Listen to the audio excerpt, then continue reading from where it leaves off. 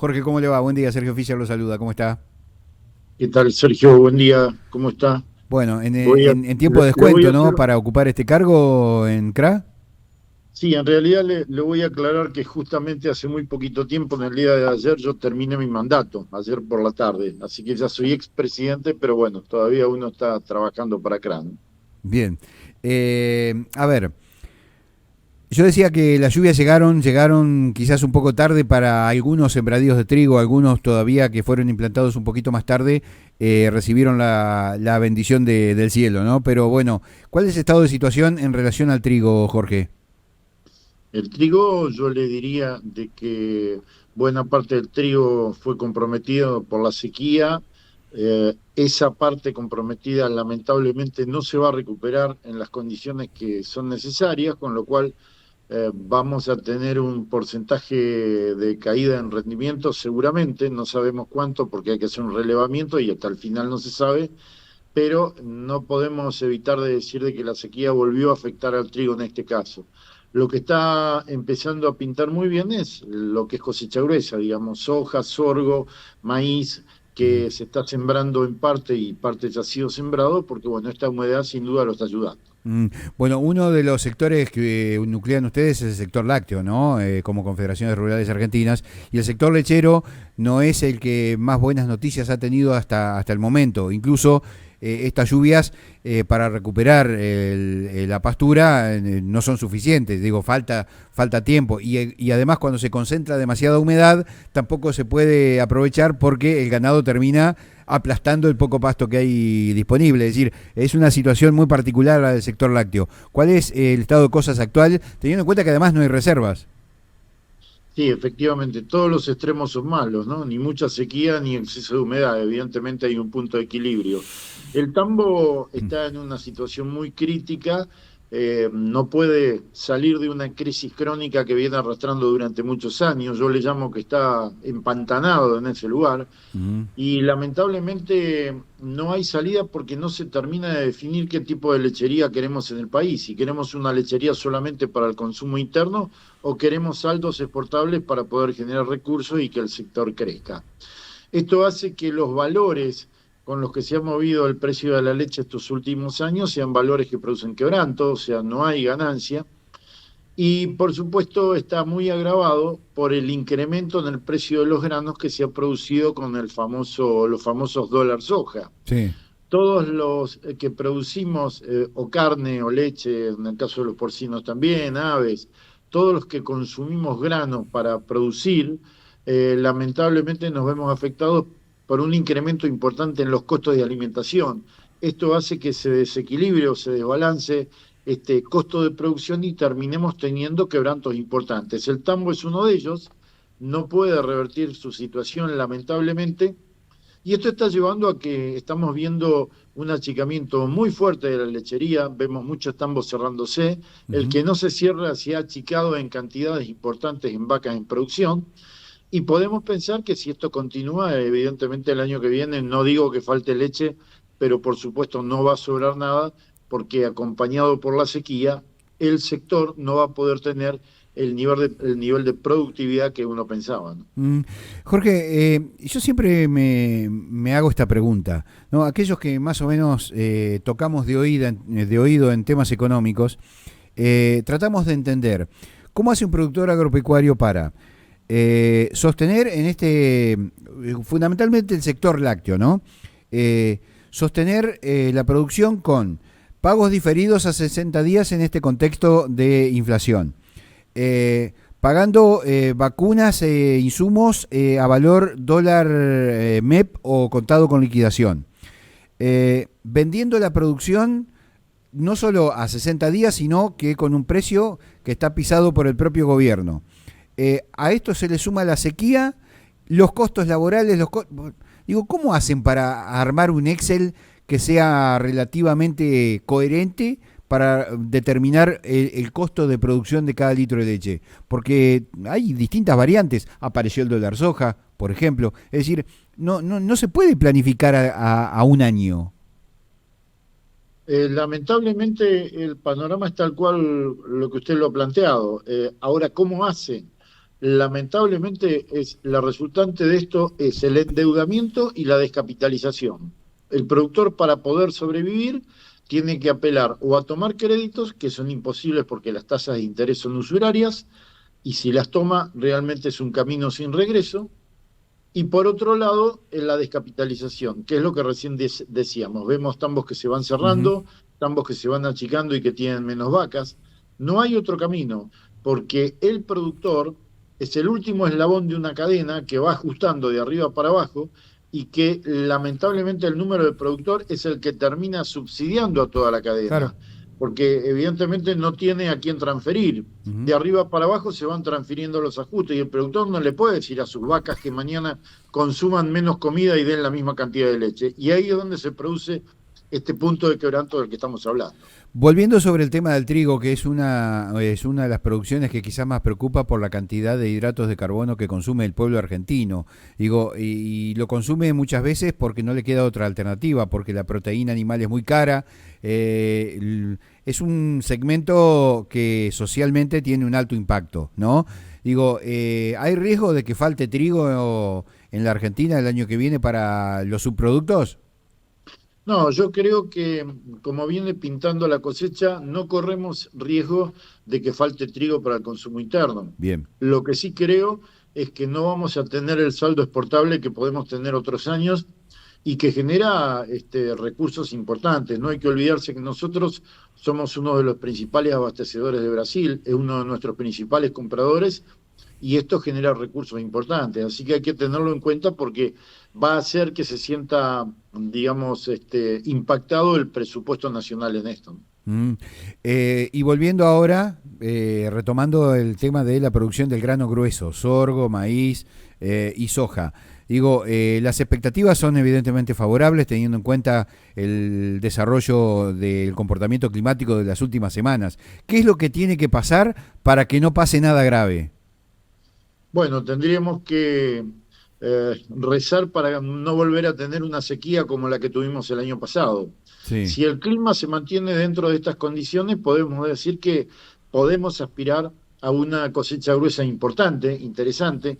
No hay que olvidarse que la producción de soja hoy también es importante con respecto a a la generación de recursos. Sí. Es un grano que se industrializa, que genera mucha mano de obra, mucho movimiento y que se exporta y produce dólares frescos, ¿no?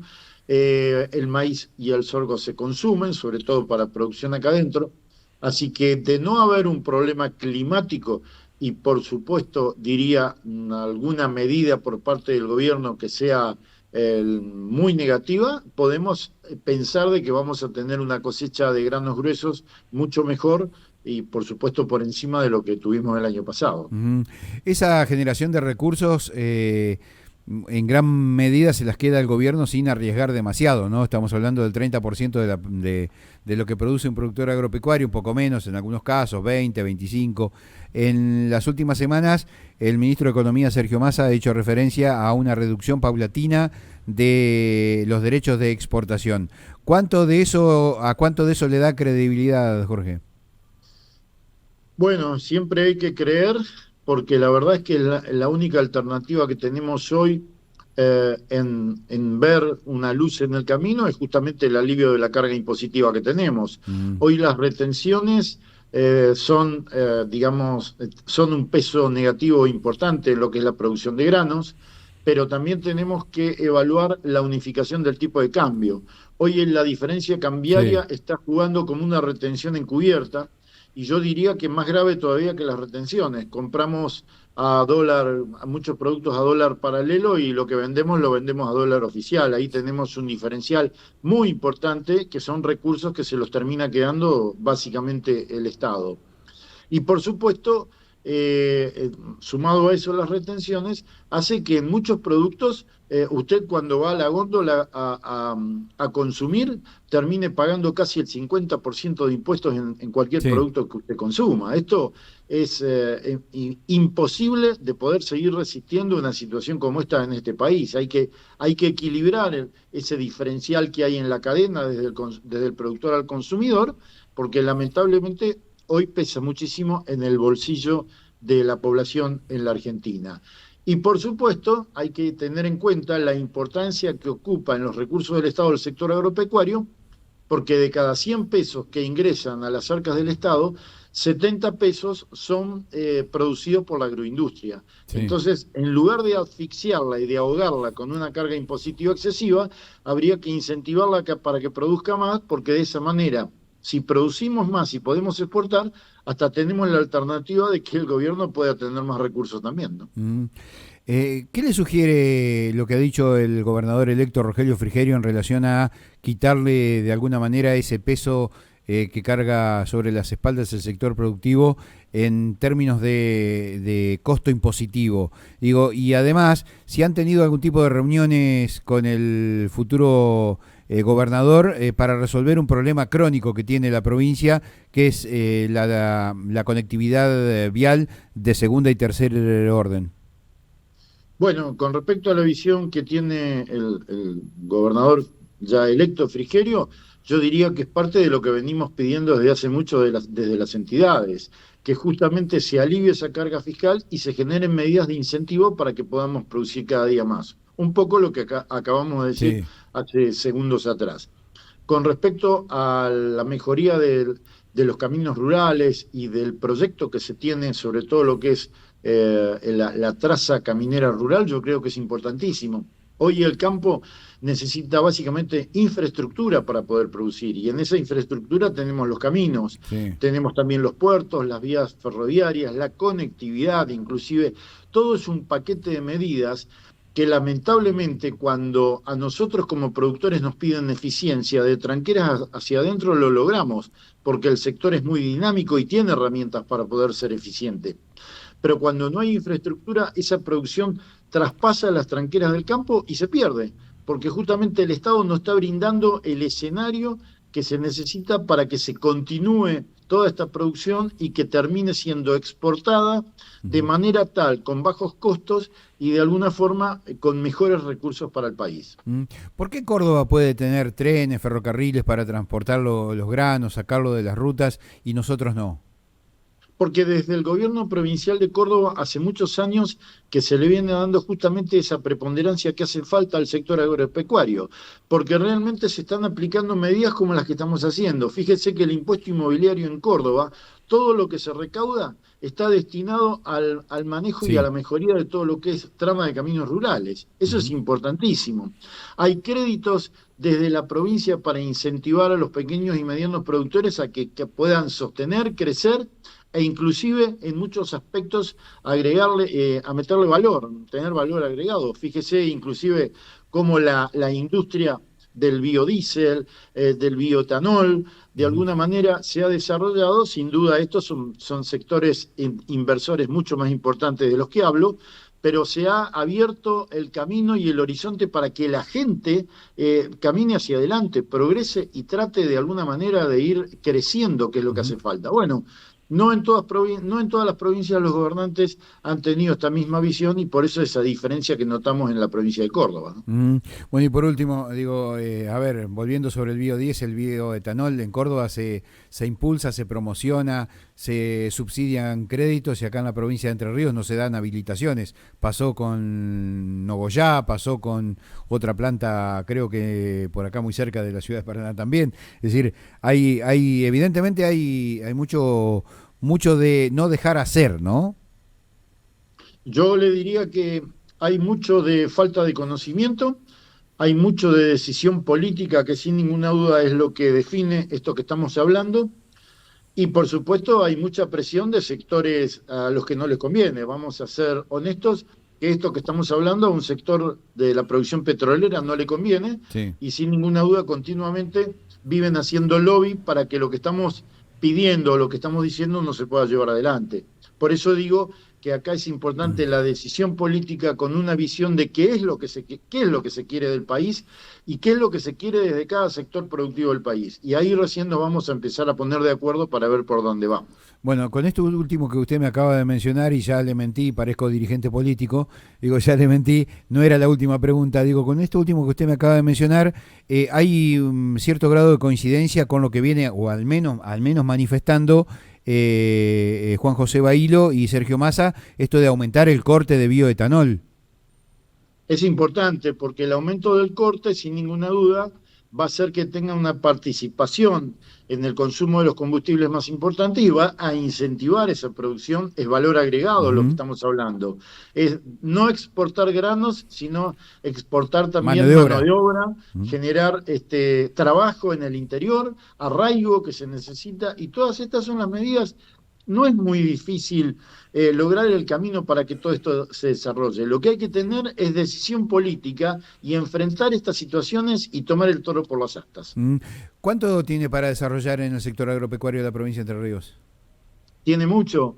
Entre Ríos yo le diría que es una de las provincias más afortunadas, sobre todo porque tiene diversidad de producción. No tenemos solamente grano y carne vacuna. Tenemos avicultura, tenemos producción porcina muy importante, tenemos citricultura, arroz, arándanos, diferentes economías regionales que no han podido crecer porque no se les ha dado las herramientas necesarias. Pero todas esas producciones, si se las estimula y se las acompaña, generan recursos importantísimos y vuelvo a repetir, un crecimiento de un sector productor mediano y chico que necesita hoy más que nunca el apoyo para poder sobrevivir. ¿Ese es el potencial enorme del que hablaba Frigerio? Yo creo que sí, pienso, no lo he charlado con él concretamente, pero yo creo que la visión que tiene Frigerio es lo que estamos hablando, es tratar de apoyar a todo lo que genere recursos genuinos y que, por supuesto, como decíamos, genere movimiento, crecimiento, trabajo y desarrollo para la provincia. ¿Sabe que estoy gratamente sorprendido por las coincidencias con distintos signos políticos, pero hablando de algo común? Digo, no pasa muy frecuentemente eso en Argentina. ¿Hay madurez política, Jorge? ¿O estamos frente a un escenario de madurez? No sé si es madurez, lo que sí creo que hay una gran desesperación para que este país salga adelante. Y no es que yo sea productor agropecuario, pero la realidad es que si no salimos con la producción agropecuaria va a ser muy difícil. Y no porque seamos obcecados. Es lo que más se ha desarrollado en la Argentina y es el sector que tiene mayor potencial. No digo que los demás no se puedan llevar adelante, pero hoy por hoy el sector que puede generar recursos más rápido es el sector agropecuario. Entonces, seamos realistas, miremos qué es lo que tenemos adelante y a partir de ahí empecemos a trabajar. Si después queremos desarrollar el sector de energía y los demás, bienvenido sea. Pero hay que entender, como dijimos hoy, que de cada 100 pesos que entran en el país como recursos, 70 vienen de la agroindustria. Jorge, le quiero agradecer muchísimo la generosidad de habernos atendido. Le dejo un fuerte abrazo y nos encontramos en algún momento. Muchas gracias a ustedes, un gran abrazo y hasta pronto. Jorge Chemes, expresidente de Confederaciones Rurales Argentinas, todavía involucrado en el tema, obviamente productor agropecuario, un histórico dirigente de la mesa de enlace de la provincia de Entre Ríos en diálogo con nosotros.